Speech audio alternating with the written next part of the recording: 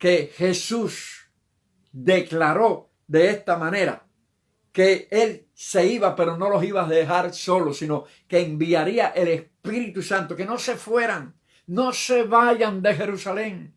Fue una encomienda, un mandato imperativamente, no se vayan, esperen hasta que sean investidos del poder de lo alto. Y allí fueron instruidos y los discípulos allí se quedaron esperando esta bendición. Desciende el día del Pentecostés. Cuando desciende el Espíritu Santo, dice que estaban todos unánimes juntos y de repente vino como un viento recio y se les repartieron lenguas repartidas como de fuego y fueron todos llenos del Espíritu Santo. Allí los incrédulos, otra vez, aparecen los indoctos, los incrédulos, los que rechazan la obra del Espíritu. Estos están ebrios. Y se tuvo que parar Pedro y decirle, no, estos no están ebrios. Por cuanto es la hora nona del día, es un horario donde no hay esa forma que había de tomar vino, embriagarse, etc. Y les declara que esto era lo dicho por el profeta Joel, que se estaba cumpliendo, el derramar del Espíritu Santo para toda carne, para la iglesia, para nosotros. Es una profecía que se cumple y continúa.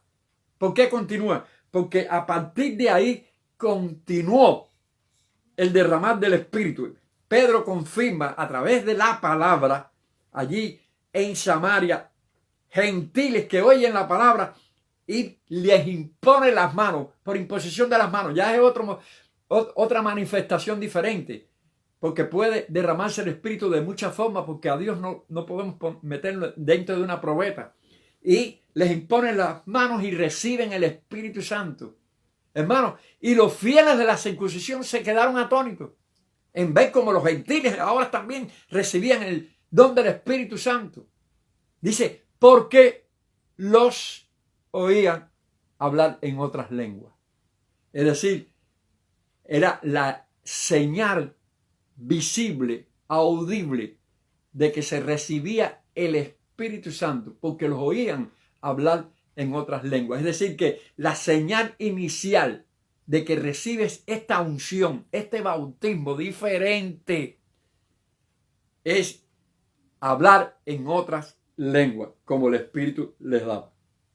En el capítulo 10, hablando, también vemos estas manifestaciones.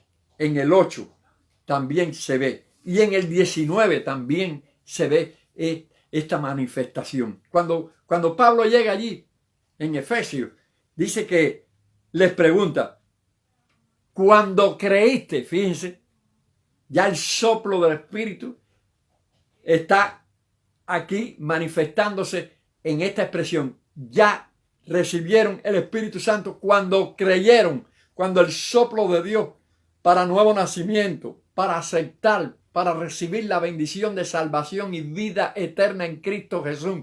En Cristo Jesús recibieron el Espíritu Santo. El Espíritu Santo. Ni aún sabemos que hay Espíritu Santo. Mira cómo estaban esa gente. Y habían creído, porque así hay muchos. Han creído, son salvos.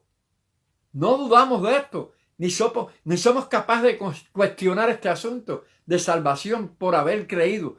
Tienen el Espíritu Santo, el soplo, la bendición para ser salvos.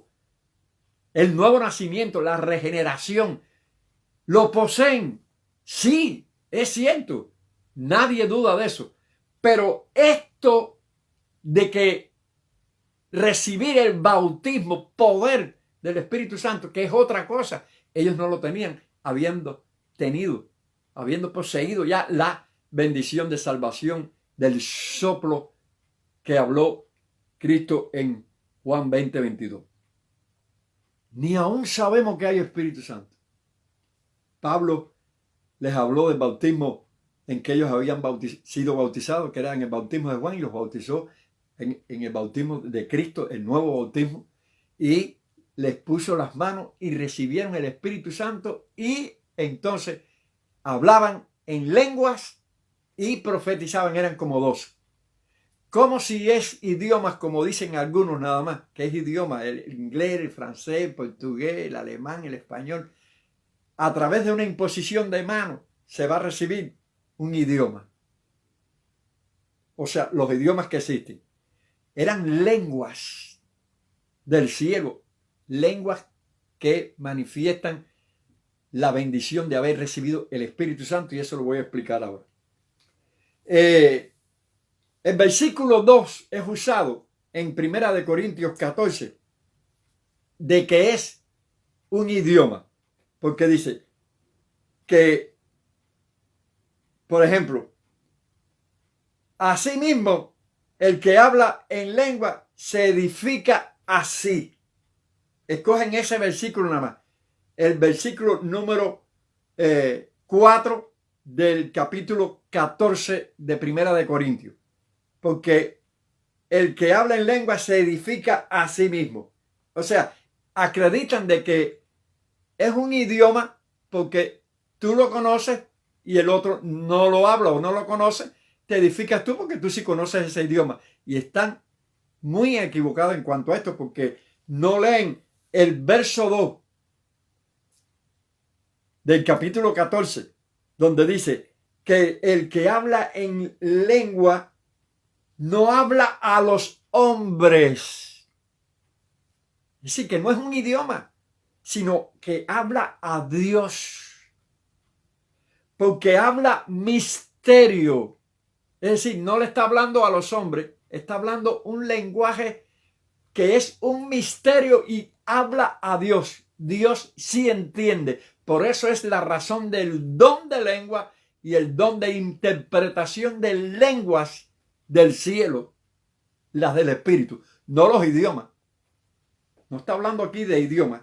Repito, algunos cogen el verso 2 de 1 Corintios para decir que es idioma lo que uno habla aquí en 1 Corintios. No dice, así mismo se edifica. O sea, es el verso 4. Ellos cogen el verso 4 y no leen el 2. El que habla en lengua se edifica a sí mismo. Y ellos acreditan de que eso es un idioma. Pero no leen el verso 2, el verso de arriba, que dice que el que habla en lengua no habla a los hombres. ¿Ve que no es un idioma? Habla a Dios, aunque por el Espíritu habla misterio. Así que los idiomas no son misterios y es para hablar con Dios. Los idiomas es para intercambiar con distintos países, con distintos lugares donde se habla ese idioma.